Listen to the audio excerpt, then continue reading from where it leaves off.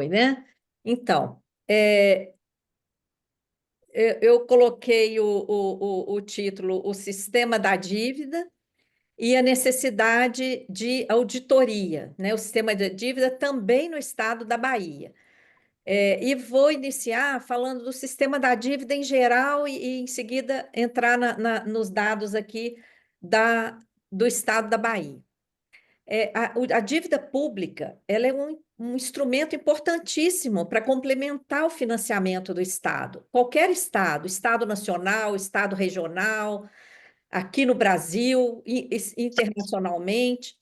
Mas o que acontece aqui no Brasil? O endividamento público tem funcionado às avessas.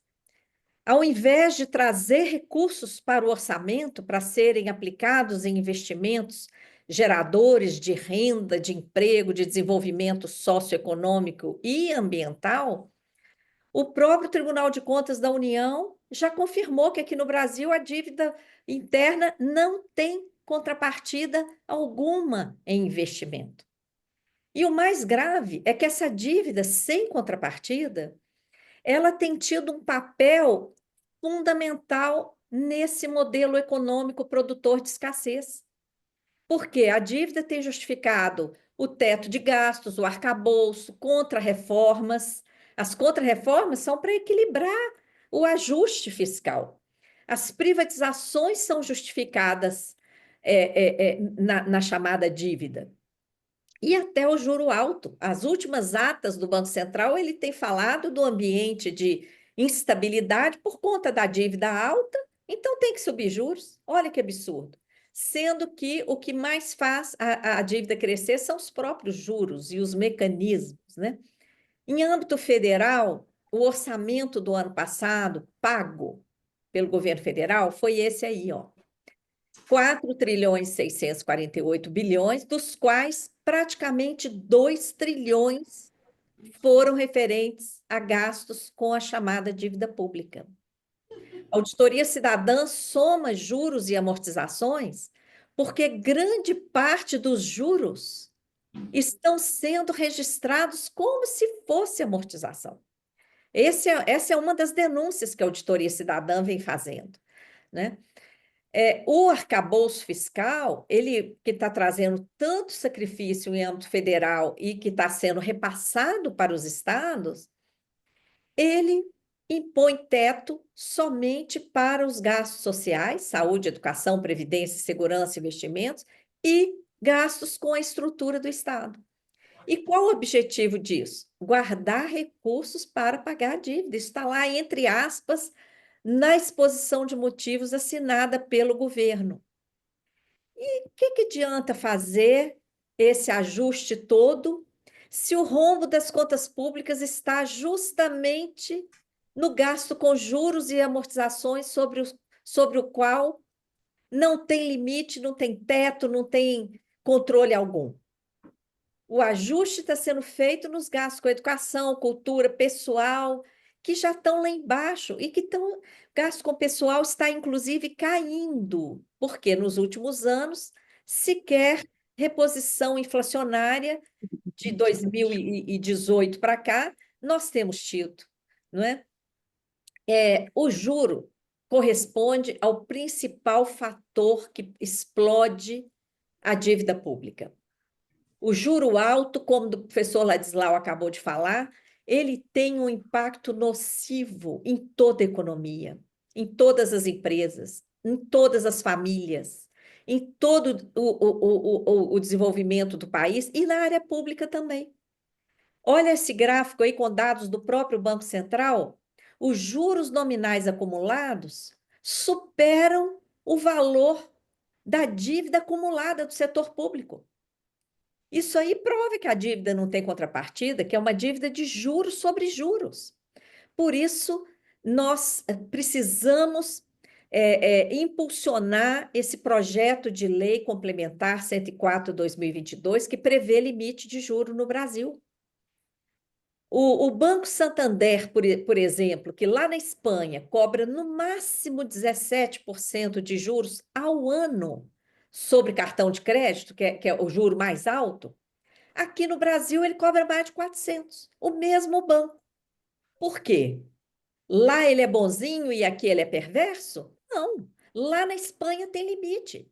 E aqui no Brasil é uma farra, não é? É uma verdadeira farra. Eles cobram o que querem. Então, esse projeto de lei, ele precisa ser impulsionado. Eu peço aí o deputado Marcelino Galo para ajudar a Auditoria Cidadã a impulsionar esse projeto de lei na Câmara dos Deputados Federais, né? Porque a gente sabe, os partidos têm aí suas representações. Então, afinal, que dívida é essa que o próprio Tribunal de Contas da União já falou que não serviu para investimento no país? Se ela não tem servido para investimento, para que ela tem servido? Ela tem servido para pagar os juros exorbitantes da própria dívida, ela tem sido um veículo de transferência de recursos para bancos, ela tem justificado contra-reformas, privatizações, teto de gastos, arcabouço fiscal, consome a maior fatia do orçamento. Por isso é que a gente exige uma auditoria e a gente está, inclusive, com um novo curso no ar. As inscrições estão sendo aceitas, elas terminaram sexta-feira passada, dia 16, mas essa semana a gente ainda aceita inscrições, porque a primeira semana é bem introdutória, não é? Podem acessar lá na página da Auditoria Cidadã.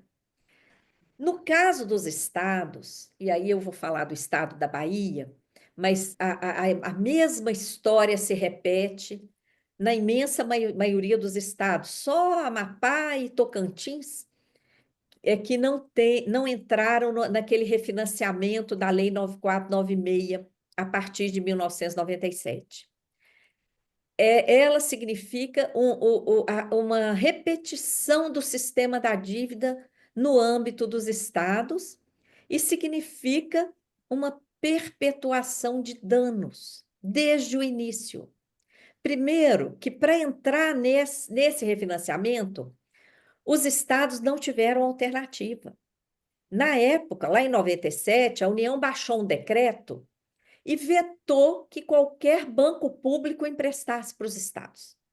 Ora, se a própria União proibiu os bancos públicos federais de emprestar, algum banco privado iria emprestar? Claro que não. Eles ficaram assustados. Então, a única alternativa para os estados foi entrar nesse refinanciamento, porque em 97 eles já estavam proibidos de emitir seus próprios títulos. Aquele estoque inicial, lá em 97, da dívida dos estados, foi inflado pelo impacto da política monetária. Todo mundo se lembra que lá no início da década de 90, os juros praticados na esfera federal, a Selic, na época nem chamava Selic ainda, a taxa básica, era quase 50% ao ano, com a desculpa de controlar a inflação ali no início do Plano Real. E isso impactou fortemente as finanças dos estados, que faziam empréstimos atrelados à taxa básica de juros aplicada em âmbito federal. Além dessa questão, desse estoque inflado pela política monetária federal, os estados sofreram com a transformação de passivos de bancos estaduais em dívida. O Baneb, por exemplo, aí do estado da Bahia, foi privatizado para o Bradesco. O Bradesco só ficou com o filé, com os prédios do Baneb, com a clientela, com os créditos a receber, com o dinheiro em caixa, com o filé. E o passivo que o Baneb tinha foi zerado e transferido para a dívida do estado aí da Bahia. Então, esse estoque inflado, desde o início, foi submetido a condições extremamente onerosas, correção monetária diária pelo IGPDI, que é um índice que envolve, inclusive, variação cambial, um absurdo numa negociação entre Estado e União, ter o impacto de variação cambial, e juros que variaram de 6 a 7,5%. Só que, na prática, esses juros foram de 6,17 e 7,76, por um erro crasso na hora de dividir essas taxas por 12. Eles fizeram uma mera divisão aritmética e foram aplicando mês a mês, juro sobre juro. Então, olha o impacto disso ao longo do tempo. E o IGPDI, por conta daquela alta do dólar lá em 99 e outras, atingiu 20% praticamente em 99, 26,4% em 2002 e vários outros anos. Atingiu taxas absurdas, ou seja, o próprio índice de atualização foi transformando essa dívida dos estados numa bola de neve, sem que os estados recebessem um centavo a mais. Depois da CPI da dívida, lá em 2009, 2010, houve uma grande articulação dos estados, muita grita, veio a lei complementar 148. Ela mudou de GPDI para IPCA, só que a partir de determinada data, a partir de 2013. De 2013 para trás, ela recalculou com base na Selic. Sendo que a Selic, lá em 97, quando saiu a lei, era penalidade. A Selic era assim, ó, o Estado que não pagar, não cumprir as regras do acordo, em vez de aplicar IGPDI mais juros, vai aplicar a Selic. A Selic era penalidade, pois essa lei 148 transformou essa penalidade em regra. Olha quanto dano acumulado. Depois disso, a gente faz as contas. O Estado da Bahia já pagou aquela dívida refinanciada pela União quase 4 vezes, mas ainda deve mais que o dobro. Ou seja, a conta não fecha. E verificamos ainda que no Estado da Bahia já foi criada empresa e fundo para praticar securitização, que é um esquema onerosíssimo. Completando essa sequência de danos, vem o PROPAG, o projeto criado pelo senador Rodrigo Pacheco, que foi aprovado pelo Congresso, sancionado pelo Lula, que sacramenta o estoque atual da dívida dos estados. Isso vai perpetuar essa dívida que já foi paga várias vezes. Em números, o conjunto dos estados refinanciaram 112 bilhões, que depois foi retificado para 126, porque entraram outras parcelazinhas. Os estados já pagaram 455 bilhões e devem 786. Essa conta não fecha, precisa fazer auditoria. No caso da Bahia, a Bahia refinanciou lá em 97, em dezembro, 2,8 bilhões. A maior parte disso aí era passivo do Baneb, ou seja, nem dívida era. Era 1 bilhão e 700 era passivo do Baneb. E 1 bilhão outras dívidas que teriam que ser auditadas também. Desses 2,8, pasmem, deputado Marcelino, a Bahia já pagou 10 bilhões e meio para a União. A União refinanciou 2,8, 1,7 sequer era dívida. A Bahia já pagou 10,5 e o Tesouro ainda diz que a Bahia deve 5 bilhões 747 milhões. Por isso é urgente puxar essa auditoria da dívida da Bahia. Todos os recursos que a União arrecada da Bahia e dos outros estados, ela tem que destinar para o pagamento da dívida federal. Esse é um dos artigos lá dessa lei 9496. E, afinal, que dívida é essa? Né? Já falei, o Tribunal de Contas diz que ela não tem contrapartida. Então, a Auditoria Cidadã vem investigando isso há 25 anos e já identificou vários mecanismos que estão aí nessa cartilha e no novo curso que está no ar. Qual que é o problema das contas públicas do Estado da Bahia? Em primeiro lugar, essa dívida refinanciada pela União, que virou um ralo de dinheiro. Né? O Estado da Bahia não recebeu nada, ele não recebeu esses 2,8 bilhões, não recebeu. Esses 2,8 foi 1,7 dívida lá do passivo do Baneb, que foi meramente uma transformação, e 1 bilhão inflado pela política monetária federal. Então, um dinheiro que ele nem tinha, que o Estado nem tinha recebido, já pagou 10,5 bilhões, isso aí pagou de verdade, viu? Saiu do orçamento da Bahia e ainda deve 5,7. Outra sangria, que o professor Ladislau falou, da sangria da Lei Candir, que beneficia rico e prejudica os estados, porque os estados deram essa isenção aí em cumprimento à Lei Candir, a União ficou de reparar a perda dos estados, professor Ladislau, e não reparou, reparou uma mixaria ao longo dos anos.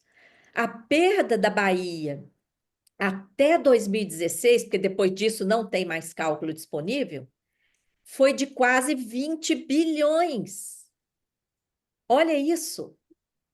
Depois houve um acordo rebaixado lá, com aval, inclusive, do Supremo, uma vergonha, parcelado em 18 anos, mas nem 10% desse valor aí. Nós temos também incentivos fiscais injustificados e concentração da arrecadação na esfera federal. Então, isso aí é que tem provocado dano às finanças do estado da Bahia. Uma dívida que não representou ingresso nenhum de dinheiro e está representando um ralo contínuo, perdas da Lei Candir, incentivos injustificados e concentração na esfera federal, que vai piorar com a reforma tributária aprovada, a emenda 132. Por quê? Acabou o ICMS e o IBS vai passar a ser arrecadado por um conselho federativo. O Estado vai perder recursos e vai perder o controle, tá? Além disso, o Estado tem o agravamento da sua arrecadação pela crise fabricada desde 2015, pela implantação da securitização de créditos públicos no Estado, por esse acordo rebaixado da Lei Candir, que agora a emenda 109, inclusive, acabou completamente com o ressarcimento, né? E os riscos dessa reforma tributária. Então, esses são os problemas das finanças públicas no estado da Bahia. O regime de recuperação fiscal não enfrenta nenhum desses problemas. E o Propag também não. Só agrava porque eterniza a dívida pública. O estado da Bahia ainda tem um agravante maior com o esquema da securitização de créditos públicos, que já está implantado no estado. Esse esquema desvia recursos arrecadados, créditos tributários e não tributários, continuam sendo pagos na rede bancária, só que não chegam ao cofre público. Saem, vazam durante esse percurso pela rede bancária, como se fosse um consignado. Olha o absurdo, um consignado de recurso público. O dinheiro chega no banco, só que não chega na conta do ente federado. Vaza no meio do caminho para investidores privilegiados que compram os papéis financeiros gerados pelo esquema de securitização. Aí na Bahia foi criado o FECRIBA. O recurso do FECRIBA está aí no artigo 2º dessa lei. É o dinheiro referente à recuperação de créditos tributários e não tributários, resultantes da securitização, ou seja, aquele dinheiro ali arrecadado que vai vazar por fora por meio desse esquema aí. E o FECRIBA, esse fundo, será gerido pela Bahia Invest, uma empresa que foi criada aí, tá? Que vai realizar operações de securitização. Que securitização? Decorrente de cessão de direitos creditórios. Olha só o escândalo. os recursos tributários e não tributários vão vazar por fora nesse esquema. Esse esquema é tão grave, houve uma CPI no município de Belo Horizonte, a Auditoria Cidadã assessorou de forma voluntária aquela CPI. Esse link que está aí embaixo é o do nosso relatório, inclusive de uma denúncia que nós fizemos ao Tribunal de Contas. Essas telas eu vou enviar para o Eduardo, aí, assessor do deputado. Vamos colocar também na página da Auditoria Cidadã. Vou te enviar também, professor Ladislau, para o senhor olhar, se puder, e nos ajudar, como sempre. O senhor nos ajuda com muitas sugestões importantes. Nós entendemos que o deputado Marcelino Galo, que está aí apoiando essa audiência pública, poderia fazer requerimentos de informações à Secretaria de Fazenda, questionando quais operações têm sido realizadas pela Bahia Invest.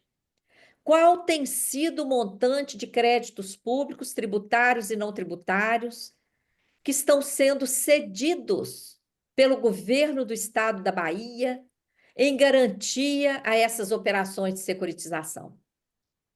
Porque essas operações nem poderiam ser chamadas de securitização. No mercado privado, se houver garantia, a securitização é descaracterizada e a operação é considerada operação de crédito. A securitização de crédito público no Brasil nem poderia ser chamada securitização, porque ela tem garantia total. Ela tem garantia de entrega de fluxo de arrecadação, o que é um escândalo. Então, essas perguntas, não é? O valor acumulado do fluxo de créditos, do fluxo de arrecadação de créditos, que deixou de ser recolhido pelo Estado para ser cedido a esse esquema. A Assembleia tem que saber essas informações, não é? E quais operações de cessão de imóveis, que nós vimos em vários documentos também, e outros bens que foram efetuadas pelo Estado da Bahia, a Bahia Invest e a Alfecriba. E aqui eu queria deixar registrado um agradecimento enorme ao professor Cláudio Oliveira, aí da Bahia, que tem feito essa pesquisa através do nosso núcleo da Auditoria Cidadã e contribuiu para a gente produzir essas telas aí, viu, sobre esse esquema de securitização. Ele está fazendo um grande trabalho, vai publicar, inclusive, um livro sobre isso. A necessidade de auditoria é imensa. Quantas vezes os estados já pagaram a dívida refinanciada pela União? A Bahia já pagou mais de 4. Qual que era a origem daquela dívida? Qual é a parcela de bancos estaduais? Que passivo era esse? No caso da Bahia, aquele 1 trilhão e 700. Que passivo era esse? Por que ele foi transformado em dívida sem questionamento algum e corrigido diariamente a partir daí? Qual que é a legalidade dessa atualização diária, cumulativa, pelo IGPDI? Por que não é aplicada a súmula 121 do Supremo, que proíbe a aplicação de juros sobre juros na esfera pública? Por que o STF aceitou referendar um desconto de mais de 90% do que a União devia para os estados? Sem lei que respalde essa renúncia. Isso aí foi uma renúncia, não é? Por que essa mesma renúncia não foi aplicada à dívida? Quantos investimentos deixaram de ser realizados porque os recursos absorvidos pelo pagamento dessa dívida ilegítima deixaram de ir para a saúde, para a educação, para todos os investimentos? Quantos estados recorreram ao endividamento externo para pagar a União? Só uma auditoria vai ser capaz de responder tudo isso. Dentre as falsas soluções para resolver essa dívida dos estados, com muita propaganda, está o Propag, não é? Propag consolida essa dívida, é um absurdo, e admite securitização. Parece até um projeto para empurrar os estados para esse esquema financeiro que só beneficia, mais uma vez, o sistema financeiro. A União poderia resolver com uma canetada, sem qualquer sacrifício, o problema da dívida dos estados, porque ela já recebeu várias vezes essa dívida e porque não falta dinheiro na União. Nós temos mais de 5 trilhões na gaveta, 1 trilhão e 600 no Banco Central, aliás, 1,6 trilhão na conta única do Tesouro, 1,4 trilhão no caixa do Banco Central, remunerando o banco, remunerando a Bolsa Banqueiro, 2 trilhões em reservas internacionais, sendo torradas aí quando o mercado quer, como o Campos Neto torrou 30 bilhões em dezembro, antes de sair, e antes disso torrou 60 bilhões. Bom, estamos aí assistindo à perpetuação de um modelo econômico gerador de escassez, que tem representado um sacrifício imenso para os entes federados, como o estado da Bahia, como vários outros estados e municípios. Para quê? Para privilegiar o sistema da dívida federal. Um modelo que prioriza o cumprimento do arcabouço, metas fiscais, com pacote como aquele do final do ano, que atinge até o salário mínimo, o abono salarial, o Fundeb, para cumprir o arcabouço, para alimentar o sistema da dívida. Um modelo econômico que está desmontando o Estado brasileiro, porque impede os investimentos, está forçando privatizações, restrições ao atendimento de reivindicações de servidores, apesar dos sucessivos recordes de arrecadação. Os recordes ano passado, inclusive recorde histórico, tudo foi absorvido pelo sistema da dívida. E esses 5 trilhões que nós temos em caixa estão lá para dar garantia ao rentismo. O aumento brutal da taxa básica de juros Selic pelo Banco Central já está em 14,75% ao ano, um escândalo, aprofundando os danos às contas públicas, a paralisação da economia brasileira, como o professor Ladislau falou, agravando o pagamento de juros abusivos pelo Estado. E a ganância do mercado não para por aí. Querem transformar o Banco Central em empresa. A PEC 65 está lá no Senado. É um escândalo, uma instituição que tem atribuições exclusivas de Estado relacionadas ao controle da moeda, das reservas, da política cambial, querer ser empresa. É um absurdo. Bom, para encerrar, essa conjuntura, que eu resumi muito rapidamente aqui, ela escancara o privilégio do sistema da dívida, tá?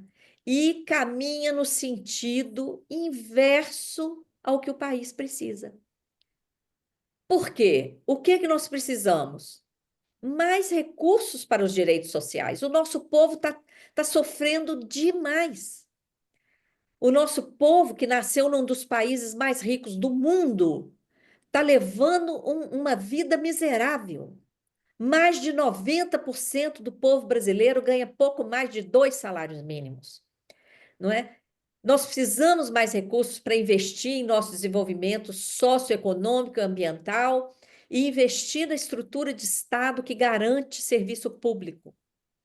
Precisamos interromper os mecanismos que geram dívida pública, principalmente dívida pública sem contrapartida alguma.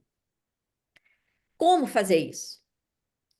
Nós levantamos a bandeira de uma auditoria da dívida, porque através da auditoria você conhece os mecanismos, você vê que isso aí não é dívida, é um sistema para paralisar o país.